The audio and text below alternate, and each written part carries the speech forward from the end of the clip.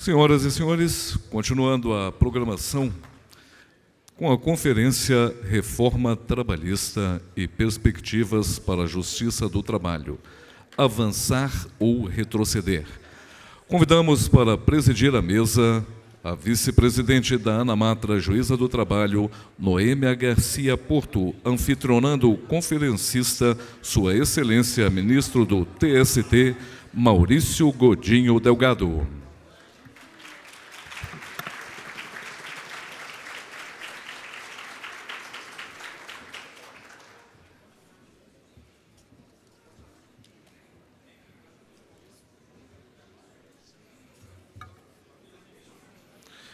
Inicialmente, para conduzir os trabalhos, ouviremos a presidente da mesa, juíza do trabalho, Noêmia Garcia Porto.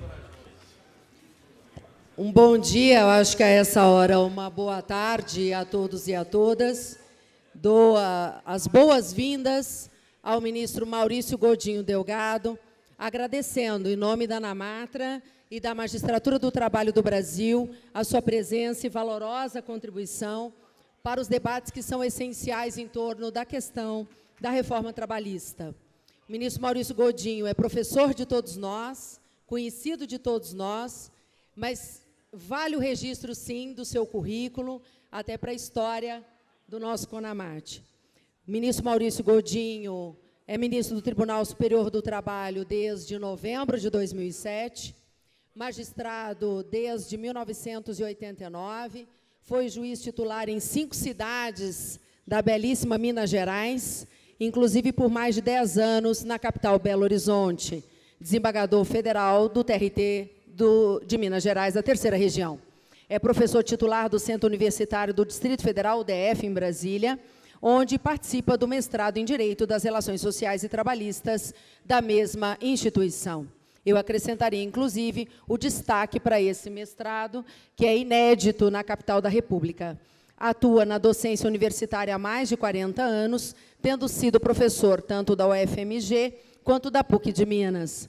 Doutor em Direito pela UFMG em 94 e mestre em Ciência Política também pela mesma universidade em 1980.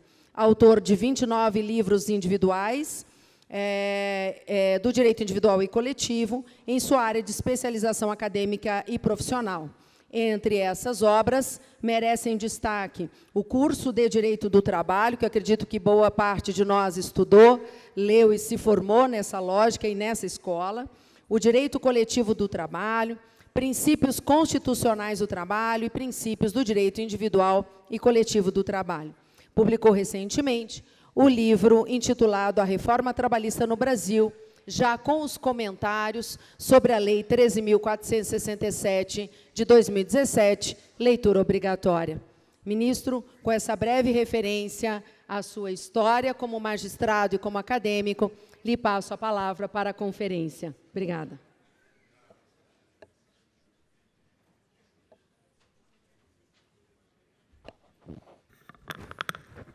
Boa tarde a todas e a todos. Meus cumprimentos especiais à presidente da mesa, nossa caríssima, queridíssima vice-presidente da ANAMATRA, magistrada Noêmia Porto. Agradeço as palavras, agradeço a gentileza. Meus cumprimentos também ao presidente da ANAMATRA, nosso caríssimo colega, doutor Guilherme Guimarães Feliciano. Meus cumprimentos, também cumprimento os ministros do TST aqui presentes, nas pessoas dos 2 mineiríssimos, ministro Carlos Alberto, nosso eterno professor de processo de trabalho na UFMG, e ministro e juiz, né, admirável, nosso caro amigo José Roberto Pimenta e os demais ministros presentes, meus colegas desembargadoras e desembargadores, meus colegas magistradas e magistrados do trabalho, titulares, substitutos. Cumprimento também os demais presentes, convidados.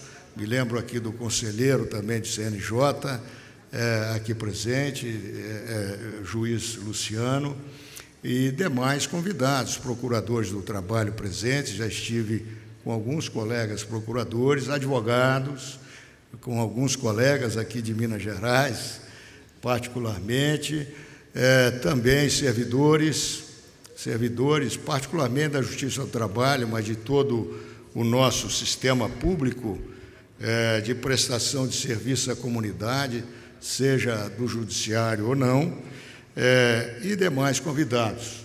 E também a equipe de apoio ao evento, cumprimento a todos, homenageio a todos pelo brilhantismo da organização do evento. Quero deixar registrado os meus agradecimentos pelo tratamento sempre respeitoso, afetivo até dos colegas que compõem todo o cerimonial, toda a organização, toda a estrutura, as entidades envolvidas e também dos colegas aqui presentes. Para mim é um orgulho muito grande comparecer, ser convidado.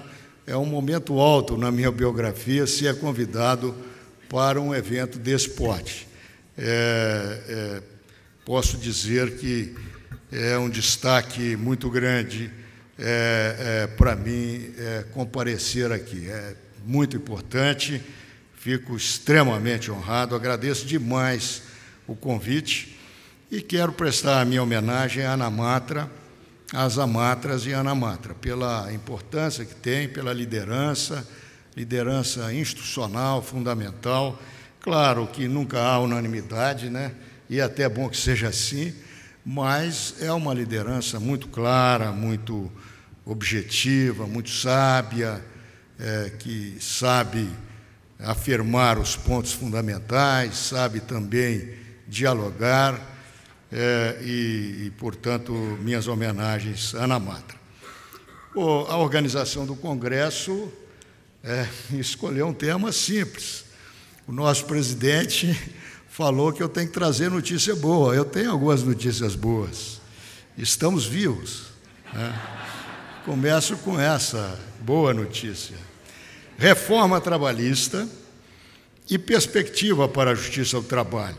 Avançar ou retroceder. Apenas isso, presidente. É um tema naturalmente candente, todos nós estamos vivenciando esse tema nos últimos 2 anos, ou 1 ano e meio, talvez nem 2 anos, e realmente ele é um tema fundamental. É claro que não é o único tema que nós temos, né? Alguns colegas ponderam, mas só se fala nesse assunto. Não. Primeiro, não só se fala nesse assunto do ponto de vista da magistratura, mas não há como negar que esse assunto é fundamental para nós. É um assunto, por todas as razões, e são várias, um assunto decisivo. Eu quero, antes de entrar no enfrentamento direto dessa dificílima proposição, avançar ou retroceder, perspectivas também, difícil examinar perspectivas num cenário tão incerto, tão inseguro e de tanta desinstitucionalização, né? E tão rápida desinstitucionalização da República. Evidentemente que apenas minhas palavras são palavras de uma modesta reflexão, de alguém que tem algum tempo de estrada, algum tempo de estudo, uma diversificação de leituras já há praticamente 4 décadas, e procurarei combinar um pouco essas perspectivas. Eu aprendi desde a minha época de ciência política que, para entendermos o presente, necessariamente temos que fazer, sim, uma remissão ao passado, ainda que muito breve, muito rápida, porque senão não teremos possibilidade de ter uma visão mais complexa, mais ampla, mais completa também desse presente. É que o ser humano e as instituições não podem experimentar, particularmente o ser humano. Não é como nós experimentarmos com a vida, né? Na história não se experimenta. A única maneira, portanto, de nós sabermos se algo é positivo ou negativo, ou qual a direção a seguir, é examinarmos um pouco os antecedentes. Por isso é que a história é tão importante. Por isso que, curiosamente, nos 40 anos, várias áreas de estudo universitários, acadêmicos, têm desestimulado, nessa nova hegemonia que vivemos nos últimos 40 ou 30 anos, os estudos históricos. Porque os estudos históricos nos permitem enxergar com clareza o que se está passando.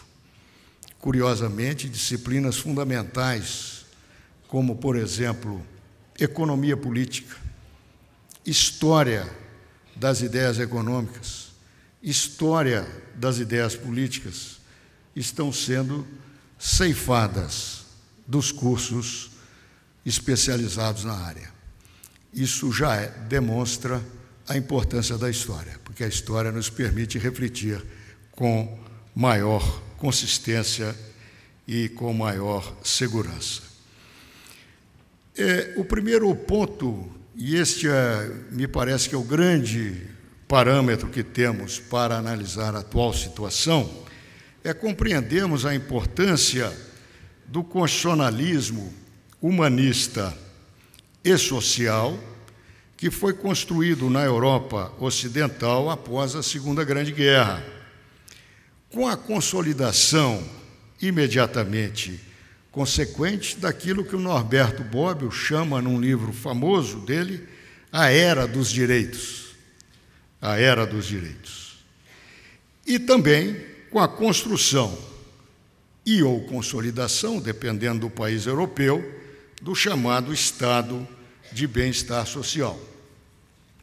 Esse é o grande parâmetro civilizatório que o mundo ocidental conseguiu construir em sua história, é o ponto máximo de avanço civilizatório em todas as áreas da convivência humana, desde áreas como os direitos das mulheres, que é uma área civilizatória fundamental, é um índice fundamental para se medir o bom desenvolvimento ou a ausência de desenvolvimento, ou um desenvolvimento pífio, a situação das mulheres, até a área do transporte de massas, o transporte público, até a área da energia, a energia positiva e não a energia predatória, até a área da alta tecnologia, até a área dos serviços públicos, como educação, saúde e, particularmente, naturalmente, a área do trabalho.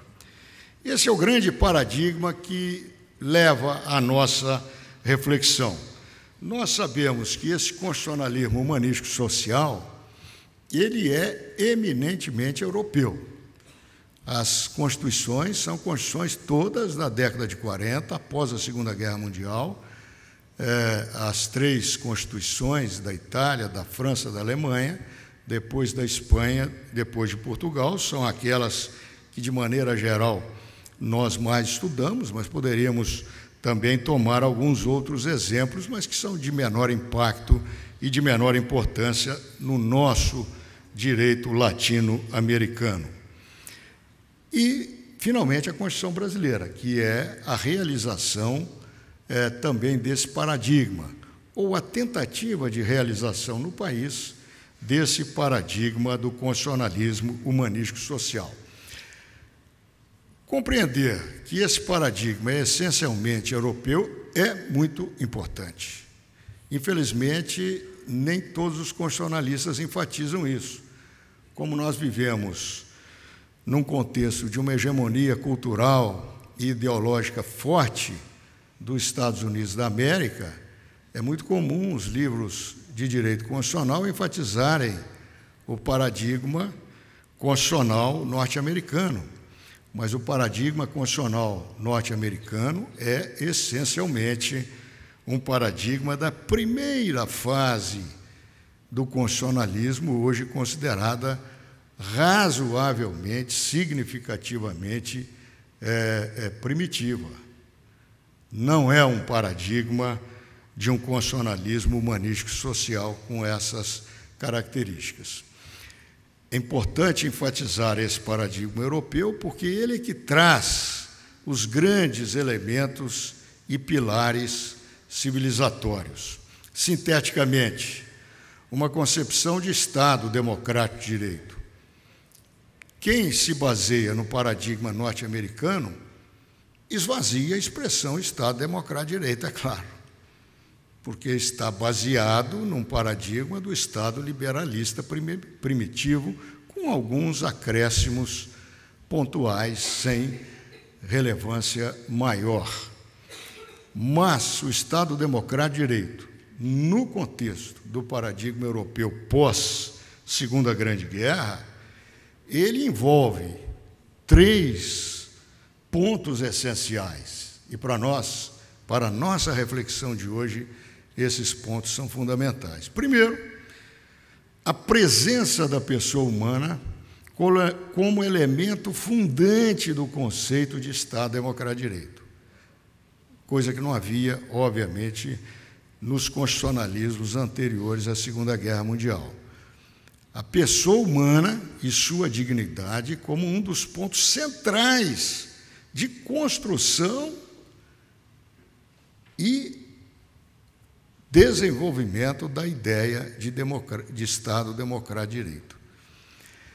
A partir dessa diferença estrutural decisiva com respeito aos modelos anteriores, nós temos uma influência no segundo pilar do Estado democrático de direito.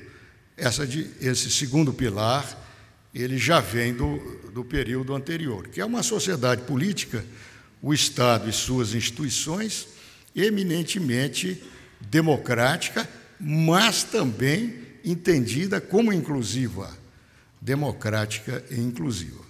Aliás, nesse paradigma, a ideia de democracia supõe a ideia de inclusão.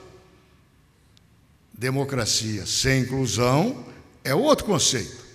É um conceito totalmente divorciado desse novo conceito constitucional. O terceiro pilar do conceito de Estado democrático de direito, que está muito bem expressado no constitucionalismo europeu, e no norte-americano ele nem aparece. Daí a importância de termos clareza nisso, é a presença também de uma sociedade civil democrática e inclusiva. Ou seja, a sociedade civil, ela faz parte do conceito de Estado democrático de direito. E a sociedade civil envolve praticamente todos nós. Envolve nós, pessoas humanas, envolve as instituições, particularmente as instituições que não são estatais, envolve as religiões, as igrejas, envolve a cultura, envolve os partidos, envolve os movimentos sociais, os sindicatos, naturalmente, envolve o mundo do trabalho, envolve o mundo das empresas, envolve o chamado mercado econômico, que é uma expressão mais em voga nos dias de hoje. Então, toda a sociedade civil, nesse conceito de Estado democrático de direito europeu, moderno, contemporâneo, atual, fundamental, tem de ser democrática e inclusiva, sob pena de o conceito constitucional estar sendo esvaziado. Vejam como isso tem atualidade com os dias e horas atuais. Muito bem, além desse pilar decisivo, que é o Estado democrático de direito, o novo constitucionalismo tem também como um diferencial fundamental a presença de princípios constitucionais e princípios como normas jurídicas, conforme sabemos. Hoje isso é um truísmo, mas não era assim antes da década de 1950. Os princípios passam a ser não só apenas normas jurídicas, mas as constituições passam a incorporar cada vez mais, e a Constituição brasileira é um belíssimo exemplo disso, princípios constitucionais. No caso da nossa área, que é a área social do direito no sentido amplo, ou a área do trabalho, a Constituição brasileira, por exemplo, incorpora vários princípios constitucionais do trabalho, que a doutrina mais atualizada chama de princípios constitucionais do trabalho. E, felizmente, os concursos públicos do Ministério Público do Trabalho e da Magistratura Trabalhista já há mais de uma década coloca como um dos pontos dos seus concursos públicos, ou seja, não se trata de uma criação anômala de algum doutrinador, mas algo efetivamente internalizado na melhor cultura jurídica civilizatória.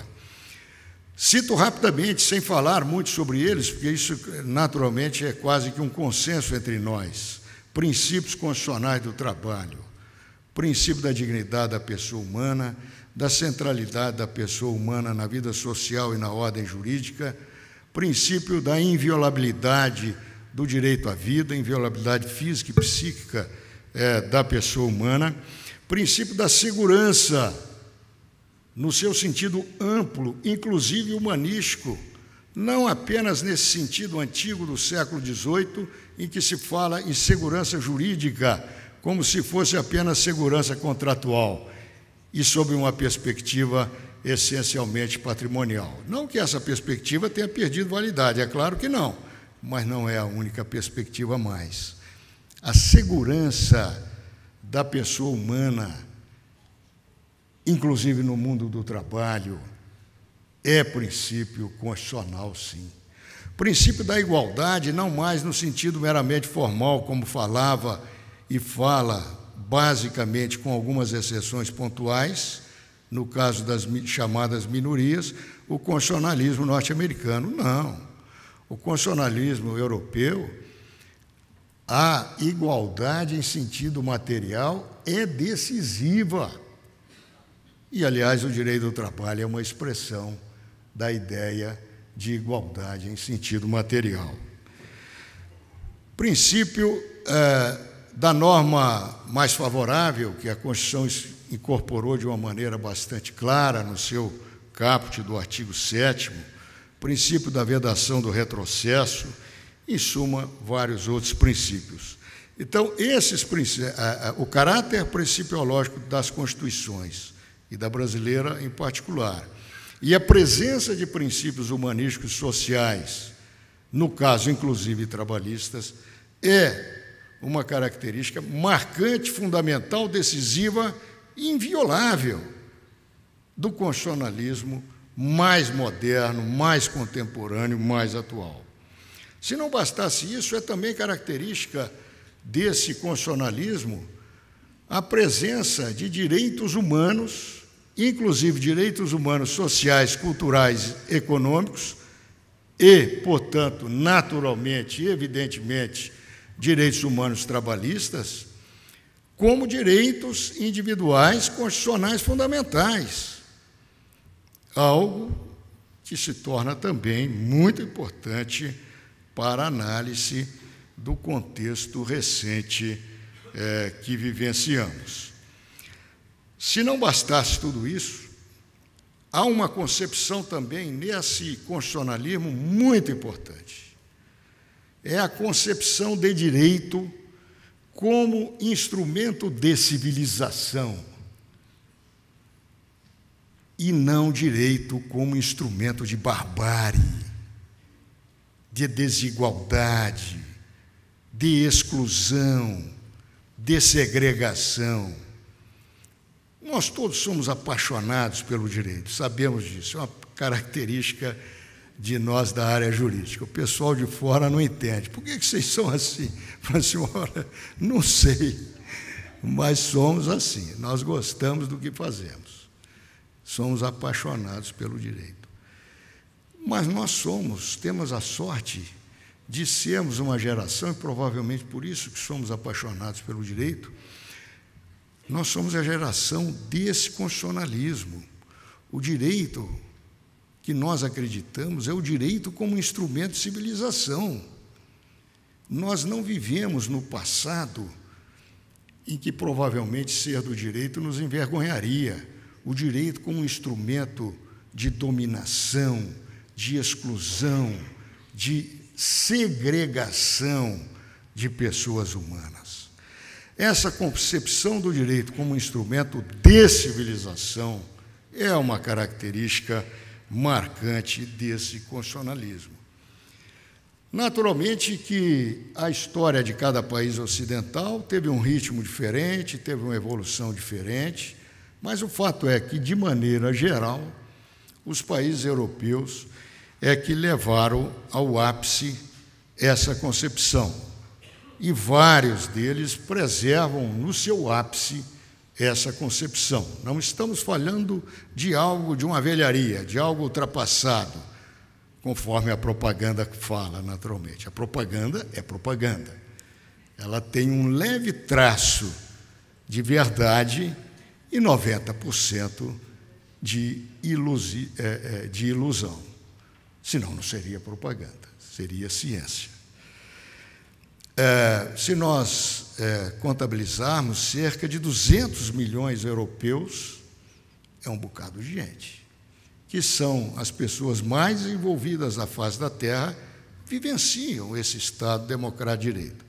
É claro, alguns países passam por uma crise, sempre haverá crise, afinal o sistema é capitalista, mas as bases desse Estado democrático de direito, que se confunde com o estado de bem-estar social, não desapareceram e não creio que desaparecerão, porque o assédio contrário é muito grande, tem sido muito grande nos últimos 40 anos, e as bases desse Estado não desapareceram. A verdade é essa. Vários estudos demonstram isso, nós mesmos hoje, com a globalização, as informações são muito fortes, enxergamos isso com clareza, às vezes até por experiência própria ou de amigos, familiares. Em suma, a comunicação hoje é muito grande. Esse paradigma é o nosso paradigma constitucional. Entretanto, a verdade é que, a partir da década de 1970, nós tivemos, efetivamente, um processo de reorganização dos setores que se sentiam incomodados com esse paradigma humanístico e social. Naturalmente, setores harmônicos ao antigo liberalismo primitivo do século XVIII e XIX, e que perderam hegemonia a partir da década de 30 até os anos de 1970. Nós temos 4 pontos fundamentais na reconstrução, na reestruturação das correntes adversárias deste paradigma humanístico e social do constitucionalismo. Eu vou enfatizar 4 pontos, naturalmente outros existiriam, mas creio que esses 4 pontos são bastante expressivos e bastante fortes. A partir dos anos de 1970, em especial a contar da experiência norte-americana, e depois, naturalmente, isso se espalha para os demais países ocidentais, nós temos a reconstrução do pensamento liberalista antigo, com roupagens um pouco mais sofisticadas, que se conhece pelo epíteto um pouco simplificado, mas que expressa um conjunto da obra, que é o epíteto de ultraliberalismo ou neoliberalismo. Essa reestruturação dessa corrente de pensamento, ela já tem 40 anos de existência. Portanto, ela já conseguiu, sim, restaurar a sua hegemonia. Não é uma hegemonia absoluta, porque não conseguiu destruir o estado de bem-estar social europeu, mas é claramente uma hegemonia ideológica muito clara, muito forte, inegável mesmo.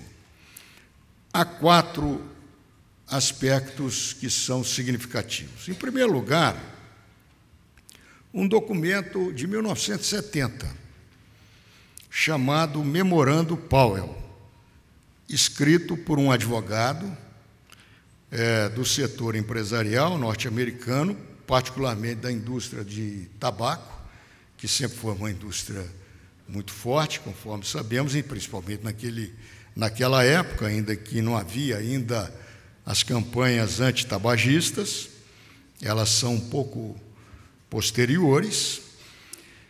Lewis Powell, esse advogado, enquanto era um advogado pouco conhecido nos Estados Unidos da América, mas ele faz um documento muito bem feito, muito bem elaborado, em que ele considera que o setor empresarial norte-americano e mundial, ocidental, está cometendo um erro crasso, porque está recuando, cedendo ao avanço dos direitos sociais, dos direitos humanos, dos direitos trabalhistas, dos direitos das minorias, e esse recuo tem que parar. Não se justifica, porque as concessões não parariam.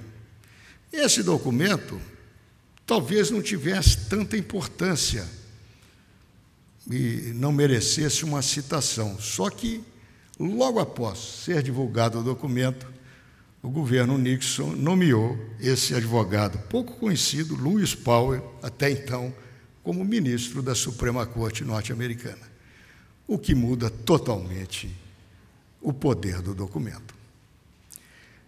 E no documento, é muito interessante ler o documento, ele diz o seguinte, por exemplo, rapidamente, porque o nosso tempo é curto, ele diz, não há nenhuma justificativa para os meios de comunicação de massa, na época não havia internet, é claro, jornais, revistas, televisão, rádios, basicamente, publicarem qualquer notícia, qualquer opinião, qualquer reflexão que não expresse estritamente os interesses do mercado econômico, do poder econômico e da livre iniciativa. Por quê? Porque esses meios de comunicação são privados, caso americano típico. Sendo privados, eles têm que expressar estritamente o interesse dos segmentos que controlam e aos quais os meios de comunicação representam. Essa estratégia, posteriormente, será repetida em outros documentos fundamentais e hoje, praticamente, nós podemos dizer que ela obteve total sucesso, completo e o mais absoluto sucesso. Memorando Powell, do futuro ministro da Suprema Corte norte-americana, que foi ministro de 1971 a 1987. Em segundo lugar, na mesma época, década de 70, 1973, foi criada uma comissão trilateral, esse era o nome, em inglês, naturalmente, cujo grande líder era um grande banqueiro norte-americano que também tinha uma carreira política, que era o David Rockefeller.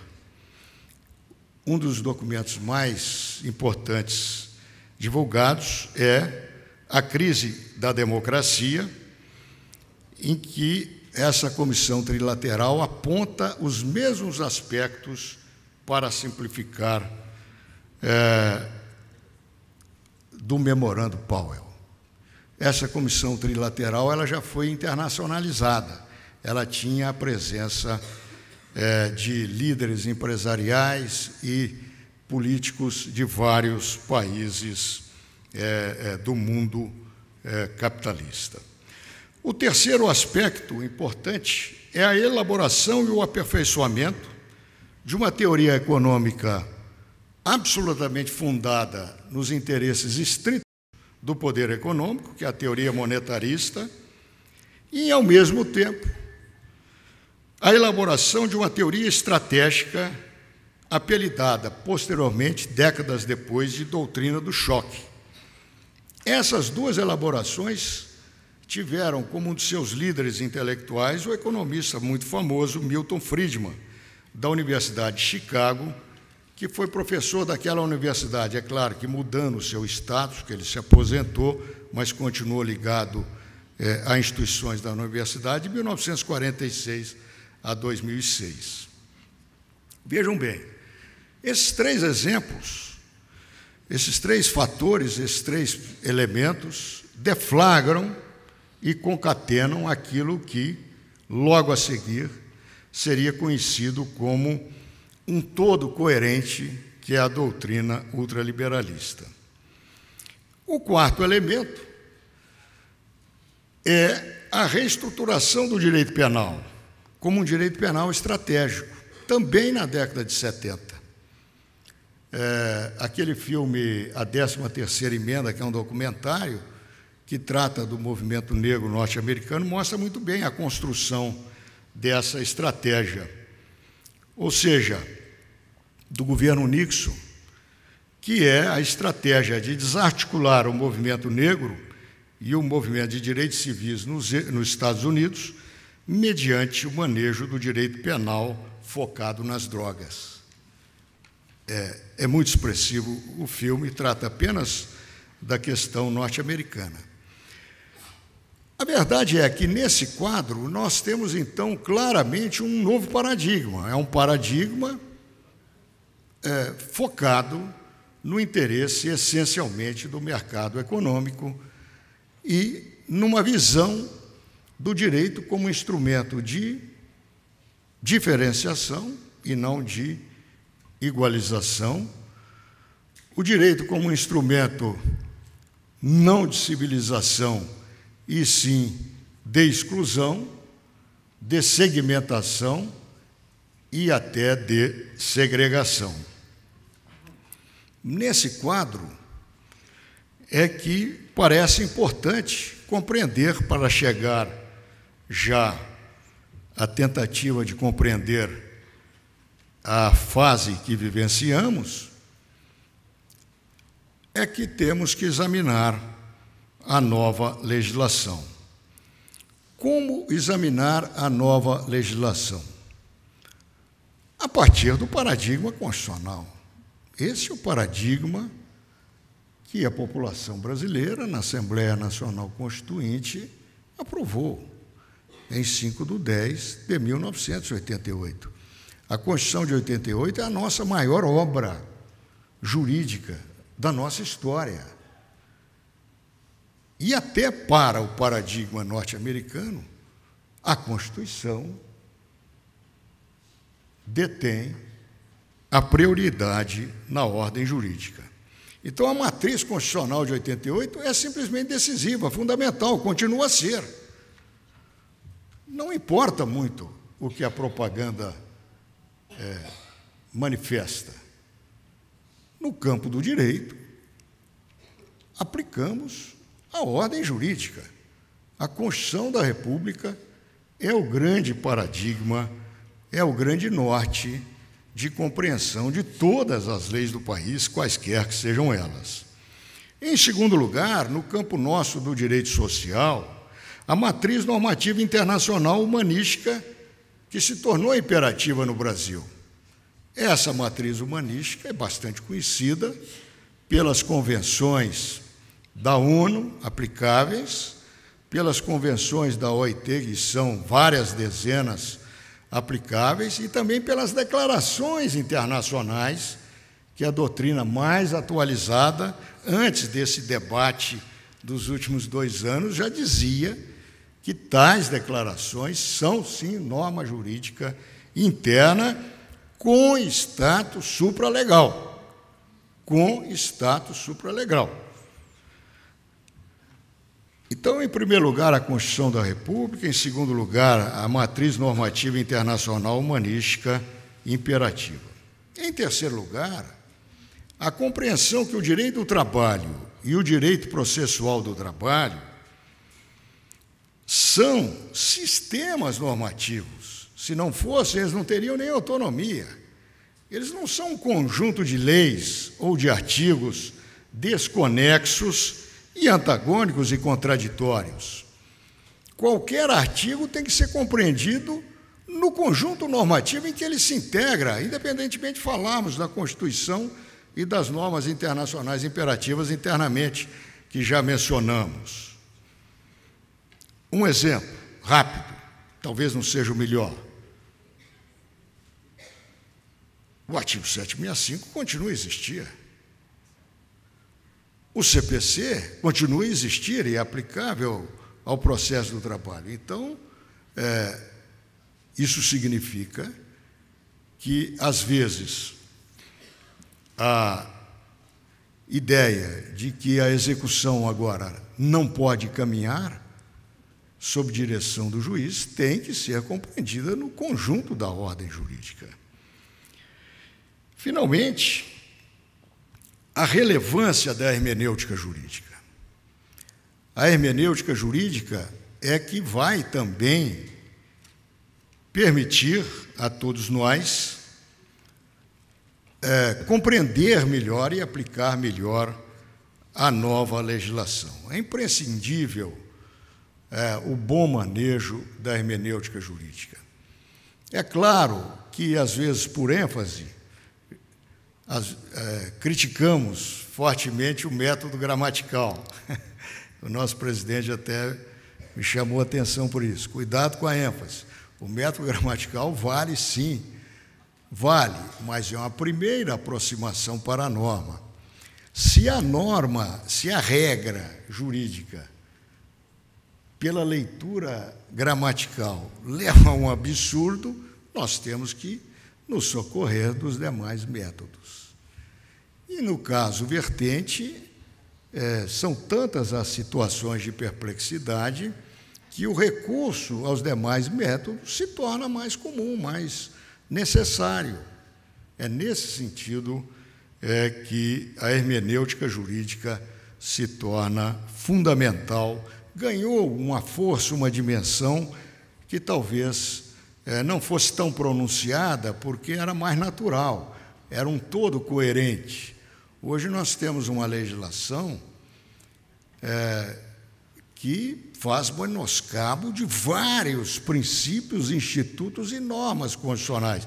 Então, isso naturalmente exige um maior esforço do intérprete, do magistrado, do procurador, do advogado, do próprio professor, do estudante de direito, de todos nós, da comunidade jurídica. Reforma trabalhista e perspectivas para a justiça do trabalho. Avanço ou retrocesso? Essa é a pergunta mais fácil. Evidentemente que não temos uma resposta para isso. Antes tivéssemos. Mas, com certeza,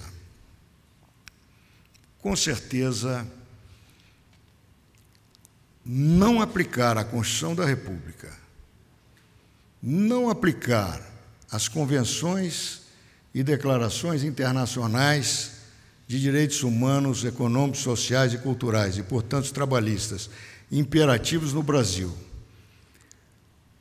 não considerar a lógica jurídica sistêmica do direito do trabalho e do direito processual do trabalho é o pior caminho. É o pior caminho. Nada justificará a presença da Justiça do Trabalho, do sistema trabalhista brasileiro com as suas inúmeras instituições importantíssimas, a Justiça do Trabalho, o Ministério Público do Trabalho, o próprio Ministério do Trabalho, o direito do trabalho, o direito processual do trabalho, se esses campos jurídicos não cumprirem o seu papel.